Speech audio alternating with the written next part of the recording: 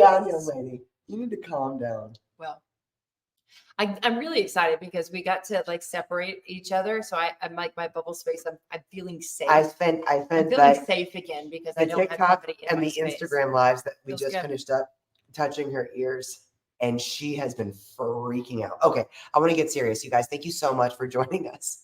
Sissy, Jen Noel, our beautiful, that's on Instagram, sorry. Our Sissy is here backstage helping drop comments or links or whatever we all need. You guys, I am in this countdown. Hey, Lori Christine. In this countdown, I've been obsessed with Abby's comment. And she said, hi, my cat has been scooting for some, and our vet transitioned him to a soy-based kibble to determine if he has a protein allergy. He is not obese, and he is only 3 years old. And Abby said, since switching, his scooting has gotten much worse, and he has a very sore bottom. What are your thoughts? Abby? First of all, I am so sorry. I want to apologize on behalf of the vet that chose to put your sweet kitty on a soy-based diet, which is so inflammatory and not something that we would recommend. But hey, you can only do as much as you know, and some vets just don't know. So what they want to do is take them off of protein, kind of make them like put them on a vegan diet to see if they're problematic to proteins, right? Cats are obligate carnivores. So yes, they can develop a sensitivity to specific proteins if they're fed the same protein over a prolonged period of time. This is very common with fish and chicken. But what we'd want to do is replace the fish and chicken with maybe a lamb or a rabbit or a venison or a bison or something else for our obligate carnivores instead of putting them on a vegan diet, right?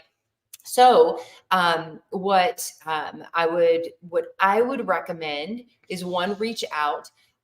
We do have some recommendations on anal gland issues, which is likely what sounds like that along the lines of what might be the issue for scooting. The issue, if you've already ruled out get a second opinion. Parasites. Right. Another vet, if you could go to a feline specific vet, some people don't have it in their area. It's crazy to me.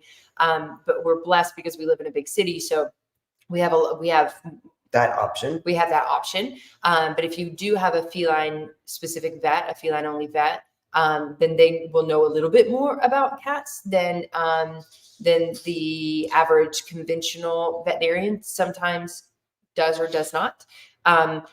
But I would definitely get a second opinion on that, and then reach out to us, and we can play with that diet if you do think that it might be, and it could be a sensitivity to a specific ingredient. But cats are not made to eat corn, wheat, or soy, right? These are some of the most problematic ingredients in pet food: corn, wheat, and soy. That's why you see so many pet foods now saying on the big bag, it says no corn, wheat, or soy. It's because these are problematic ingredients for our cats. So to put them on a soy-based diet. Not. Abby, I will say too, there are some things that you can do for his little bum. If you've got some organic coconut oil, you can just be brave. Just rub it on there. That can be very soothing. Yeah. If you have our Meow Mist, if you put that on a tissue and rub that on your little one's bum, that can really help heal the soreness. But you really are going to be looking at switching his diet to something that's far more biologically appropriate to help with what that is. Because I'm not convinced that it's not, do they test for parasites? Have they tested, you know what I mean? Like, why do they just remove the protein? Yeah. That's bothersome. So please reach out to us. Yes. Hi, I just started making homemade food for my cat. Wonderful. Exciting. And I was wondering if it significantly depletes the nutrients to cook the food. It is still 100% meat and supplement diet. So yes and no, everyone right? In household safety. I don't want my kitty to have any deficiencies though. What do you think? So when it comes to cooking the food, you think about how so many cats have been fed a highly, highly processed diet over a prolonged period of time. They will still survive, right? However, to help our cats thrive, we want to gently cook, right? So when you look up like at what level, at what high heat that we're getting to with, say, a kibble or something like that, we don't want to get that high, right? So if we gently cook the meals, obviously if there's no bone in it, we don't never want to cook bone. But if you gently cook the meals, a lot of cats prefer it that way. A lot of cats they enjoy the smell better as a cooked meal instead of a raw meal. It is still fresh food.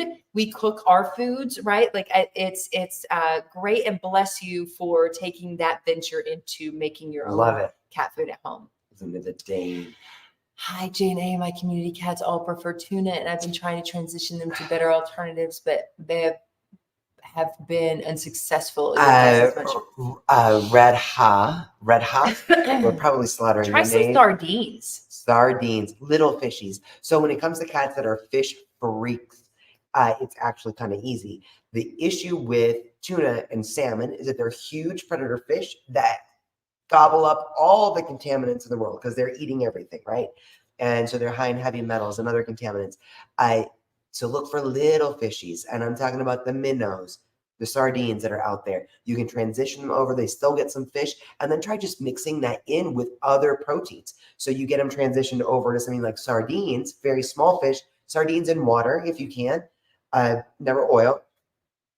And then you can start adding in little bits of other proteins so that they start getting more than just fish. Liza, is it possible for a 2-year-old cat to have CKD if BUN or creatinine levels are normal? So is it possible? Yes, there are specific rare situations in which cats have a genetic disposition to kidney disease.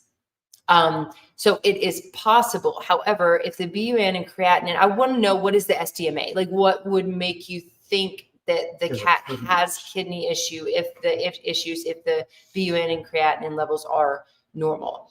Melanie, thank you so much. We're still a little snotty, but we are feeling better.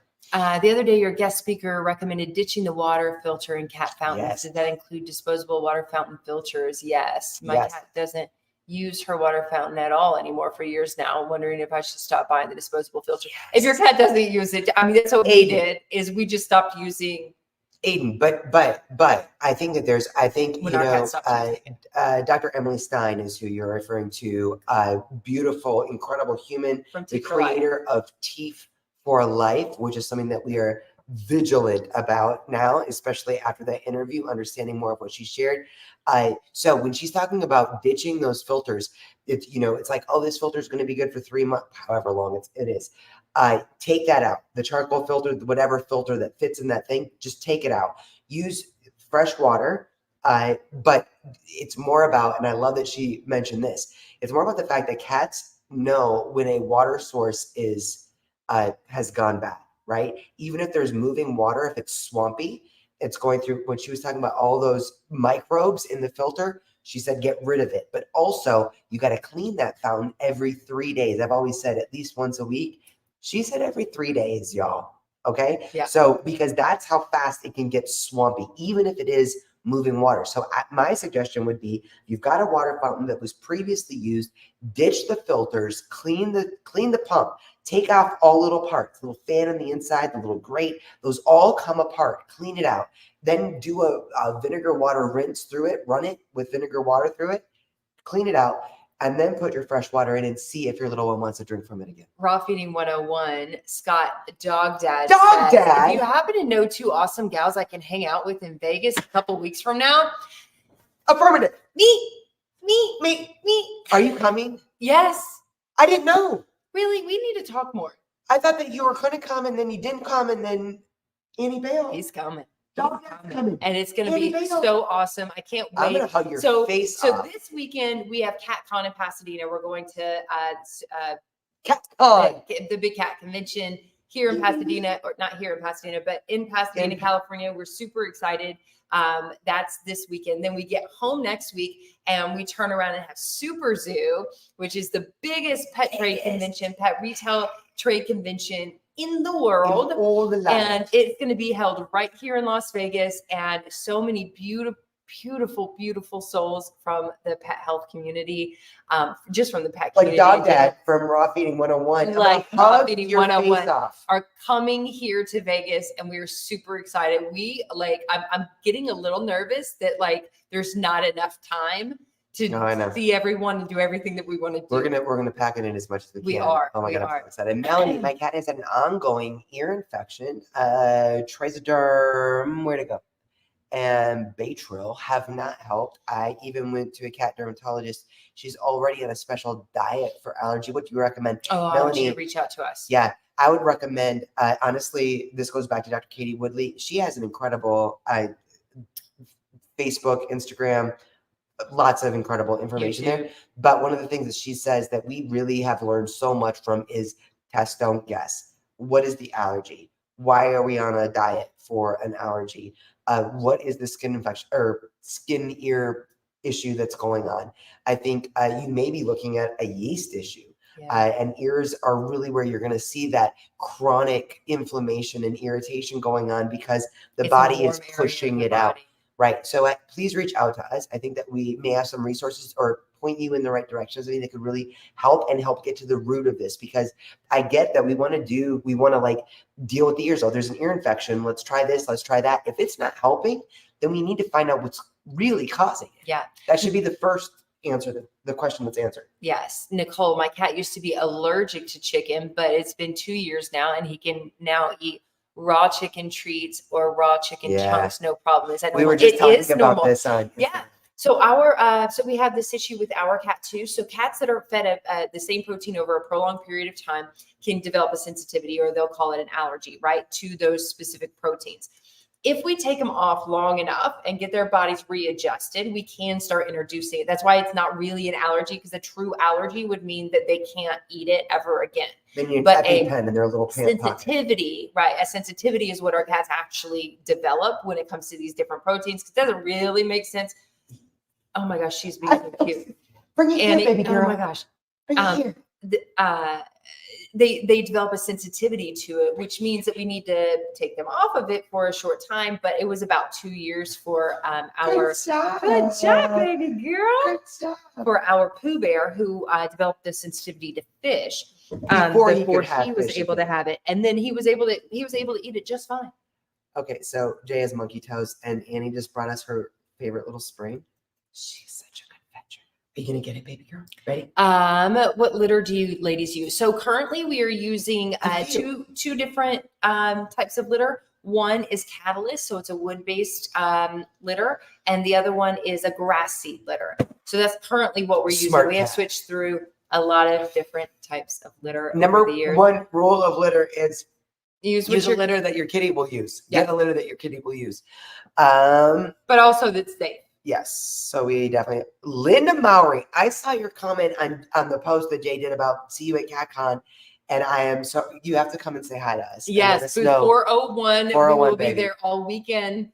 We are super excited. We're also speaking at, is it 12:30 on Saturday. On Saturday at the CatCon workshop. Your moral support stage. So go to the CatCon workshop stage at 12:30 on Saturday.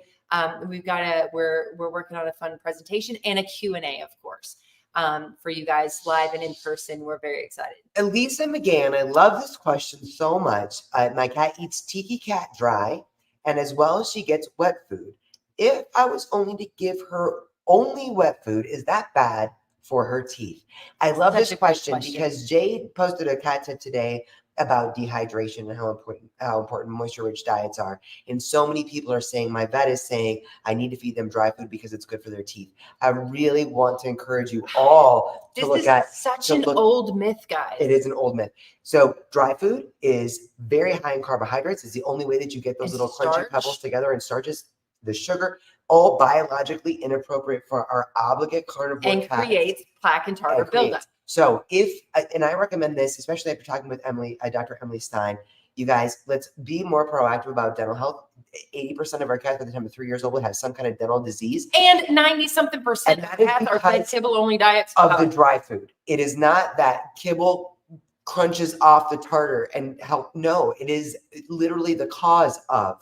And it messes with, as Dr. Emily Stein said, please go back and watch that podcast if you haven't seen it. already, it messes with the microbiome in the mouth so that we have these microbes that are overgrowth, crazy, and pooping. As I thought that was so great that she said. So no, if you switch to a wet food only diet, is going to be better for their teeth. And please add in some proactive dental care. Start simple with something like teeth that you add to their water, that you just start adding a little bit of that. She's a microbiologist that has made this beautiful concoction. So check it out. Something that we're very vigilant about as well. Amber, hi, cannot wait to see how your cats react to the new patio with all the birds you have in the yard. Yeah, I know. I feel like it could be a little overwhelming. Lizette said, I'll email you ladies if that's possible. It is. Just shoot us an email at info@twocrazycatladies.com, TWO crazycatladies.com. Our email again, info@twocrazycatladies.com. Ella Rowe, my cat threw up blood. He is 1.5 months old, and former parent used to feed him Whiskas and normal milk and dry food. Now I feed Reruva, but before that he threw up blood. What's the cause? So number one, definitely the previous diet. So normal milk full of lactose, most cats are lactose intolerant. Dry food, not biologically appropriate. Whiskers, not my favorite, would never recommend. Lots of byproducts in there. So you've switched over to a Reruva, which is a better quality wet food. So throwing up blood means there's, it's not good, in my opinion. If he has not thrown up blood since you've switched up his diet, that is an improvement. But I would be in close contact with your veterinarian to see if there's anything going. It's possible that there's ulcers going on. It's possible because there was so much lactose and inappropriate food in there that his GI tract was just messed up. And I would be looking at his poop as well, because if he's throwing up poop, that makes me feel like there's some sort of internal bleeding, throwing up blood, some kind of internal throwing up poop. I'll be watching his poops very carefully. So Ella Rowe, please keep a close eye on that and be in contact with your veterinarian to make sure that you're addressing whatever's causing that. Correct. Yes. I thought wet food is bad for their teeth gums. No, it's not. I mean, when you think about, we want our cats to chew. We do want our cats to chew. That's why a raw food diet is going to be much more healthy for our cat's dental health than a wet food diet or a kibble diet. But when our cats eat, if you've ever, you guys raise your hand, if you've had a kibble fed cat, and then they barf it up and it comes out and it looks just like kibble, just like it did when they went in, because they didn't chew it. Raw meaty bones, encouraging our cats to chew is really, really, really great. But a wet food diet and a dry food diet, we're not looking at like a food that is going to solve a dental issue. Even raw food, honestly, is not going to resolve a dental issue. We don't say, oh, well, if I eat healthier, then I'll never have a dental problem. No, like we still have to brush our teeth. We still have to take care of our dental health. And the same goes for our cats. Food is not the fixer of dental health in our cats. Although there are some foods that are going to be healthier, like raw meaty bones, if you can get your cats to chew on them. But great resources like Wirecat that has created the cat only. This thing is incredible. Just for cats. This is cat specific toothbrush made just for our kitties. Teeth. I love that Deb said teeth works pretty darn good. Calvin's breath is also so much better. You think about the microbiome in the mouth. And Dr. Emily Stein did such a great job of explaining that. Karen said real quick, it's been 2 years since my Inky had thyroid radiation for hyperthyroidism.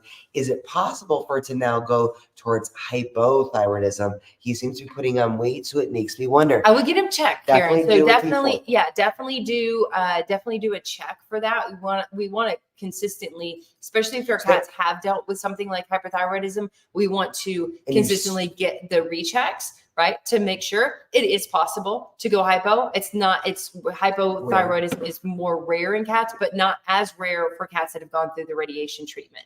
So it's definitely important to check. Test, don't guess. Test, don't guess. Mr. Milligan in the house. Hello, good sir. Hello, love. What cooking methods do you recommend? I've been using the Instapot. Is the heat too high with that? I am so not greatly familiar with Instapot. I had it for like 2 minutes and then I gave it away. Give it away. Now it was just one more appliance on our counter that we didn't use on a regular basis. Yeah, and that little what temperature it goes to. I don't know if it has the temperature in it. I would not heat it above like 140 degrees, right? Yeah. So like when I say gently cook, if you put it on the stove, then you can kind of watch it, right? Like you're cooking it. So we want it rare instead of medium or well, like we want it a little bit more like medium rare, but not overdone. Megs, again, two of my kitties really like avocados and broccoli. Is it okay to give as absolutely treats? Super healthy, and I love that your cats eat that. I find it so exciting. So I know the avocados especially have this like demon stereotype around them. The skin, the pit. You're not feeding your cat the skin or the pit. No, but the meat of an avocado is outrageously beneficial. As is broccoli. And in fact, with broccoli, I know they recommend to steam it a little bit to break down the skin pulp so it's more bioavailable. But yeah, if you got a kitty that likes greens, let them at it. You got a thumbs down on that. I didn't mean to do that. Listen, is the microwave too high of heat to heat it up at mealtime? There's a lot of conflicting science out there as far as what those microwaves do. We don't heat up any of our cat's food in the microwave. Or defrost it or anything in the microwave. We do heat up our food in there. So there's that. Pollyann said, I've adopted an 8-year-old kitty. God bless you for adopting an older kitty that has been rehomed. She has been in hiding for 3 days, but she is eating. Good. I do talk to her and call her. What else can I do for her? Time, patience. So I love that you're giving her a safe space. Patience. Yeah, patience. A lot of feline behavior. A wand toy can sometimes help even if it's just like a short wand toy that you can kind of play and get her distracted from the scariness of a new environment. That soft, sweet voice talking to her, all of that is super helpful. But if we can just kind of maybe get her out a little bit, let her play a little bit, she doesn't have to go through all the way through that prey sequence. But if we could just kind of get her like playing a little bit, that's a great exercise. It's just such a great stress reducer for all mammals. But think too about the space where she's hiding. So I think, something that we've learned from feline behaviorists is, especially when you are taking in a little one that has just lost her home of 8 years or however long, they're getting used to a new space. So create that sanctuary space for them. So they're getting used to this amount of territory instead of an entire home, right? So if you've got her in a bedroom or something like that, keep that area closed while she gets comfortable there, feels confident there, using the wand toy, like Jay said. But it is about that patience and letting them draw out, using positive reinforcement. And if you're concerned, if this goes on for a month or more, right, and we still have a lot of hiding or anxiousness or whatever, then consider reaching out to a feline behaviorist to say, hey, here's what I know about her history. This is what I've set up for her. What else can I do to help her feel more confident in her space? Yes. I like this because we just did this today. Give me ideas on how to make cutting my cat's nails less stressful for them, please. And maybe try cutting them while your kitty is calm and sleepy. Oh, there's 2 different ones. So I just want to address this because we had manicure session today for our kitties because we're about to go out of town and we just want them to be all manicured up before we leave. But I was able to cut Zorro's nails. I was able to trim his nails while he was in my office, laying in the chair beside me before we did the manicure session. So we always do, which you guys have probably seen all over YouTube and all over the internet, the kitty coma, right? Where it takes 2 people, but we sit down on our little rainbow rug. If you have a partner, if you have a DM partner, us, we'll send you the video because it is magic. We just call them. We're like, it's manicure time. Who wants a manicure? And they literally stand in line. Zorro was a little upset because he got his before, so he was like, what about me? And I was like, we already did yours. So like one lays the kitty down. I hook my thumbs under their arms like this. Right. And then I massage the back of their neck. And so their paws just go up like this. And they're like, love it so hard. They're just like, oh my God. And the other one can just take the nails and trim each one. Love it. And then when you let them go, they're still like, Okay, I'll get up. And it's called the kitty coma. It's called the kitty coma. Haley, shoot us a DM, and we will send you the video. If you have you just need a friend. Like, what? I got my 3 cats, the Forever Cat collar charm. It's very cool. Oh, yay. I love that. Oh, That's what Becca wait, and Teresa Welling is here. Hey, girl. Hey. How do you know if cats are ready to be back together after a fight? What are the signs? Teresa, I got to tell you. So the other day, it's been, by that I mean about a month ago, we had our community cat, we call him Buddy, in our backyard, but he usually walks the wall and our cats see him. And it has been an issue for our kitties to see a cat in the backyard. But this time he came right up to the back of our sliding door, was face to face with Zorro and Jack at about 4 o'clock in the morning. And we had a major case of redirected aggression. There was blood. It was very scary. And they love each other. And they're bros, man. They love each other so much. So we separated everyone for a minute. We let everyone calm down. You kind of assess their demeanor, right? So if your cats have been in a fight, it helps if you know what caused the fight. Yeah. So that you can and do help that scent swapping that. thing. Right. So that first step. But sometimes you have to go through the whole thing. With the signs are, let's try a community play session. Sometimes cats don't really like that, but we have found with our babies that they seem to create their own little bubbles of space. So they usually don't like to play together, but if you're playing with a wand toy, it's like they have this invisible bubble around each of them and they don't get in each other's space, but they enjoy their time together. So I would try to see about that reintroduction with like some playtime and positive reinforcement and treats, and watch their body language with each other to see if they're okay. Yes. But definitely, if you can figure out what caused the fight, that can be helpful. We got 3 minutes left, so I'm gonna go quick. Lori said, I read that microwaves change the molecular structure of food. We've heard that too. So I put using mine. I'm pretty sure it's true. There's a lot. My cat don't like any form of physical touch, so it's very difficult to brush his teeth. Any ideas? Go with teeth. Teeth for cat or Teeth for Life. Teeth, TEEF. Link is in our bio for like products that we recommend. And give absolutely, it's like the easiest way to be able to help your cat's dental health.